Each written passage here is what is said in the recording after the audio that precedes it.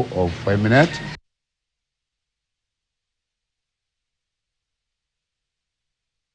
Arobaini za pombe inashukiwa kwa gushi na stempu za ushuru mamlaka ya mapato nchini KRA baada ya kuvamia nyumba ya kukodi katika mji wa Ngurubani katika kaunti ndogo ya Mwea Mashariki. Kamanda wa polisi kaunti ya Kirinyaga Ruben Muli amesema operesheni hiyo ilitekelezwa na maafisa wa polisi kutoka kituo cha polisi cha Wanguru baada ya kufahamishwa na mwananchi mmoja. Wakati wa uvamizi huo, lita 260 za ethanol kwenye jerikani 13, katoni 240 za pombe aina mbalimbali, mashine 2 za kusindika stika za mapato ya KRA, chupa 5,000 na mifuko 3 ya chupa za aina mbalimbali zilikamatwa.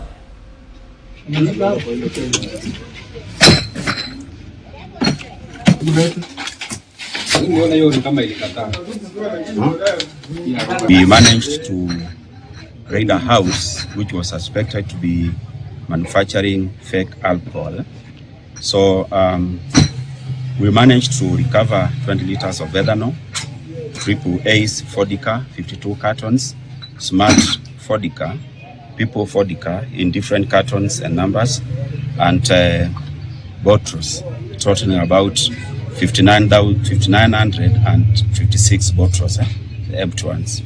We also managed to recover a pressing machine used to manufacture the beer, KRS stickers, 1 roll, and assorted caps used to seal the bottles.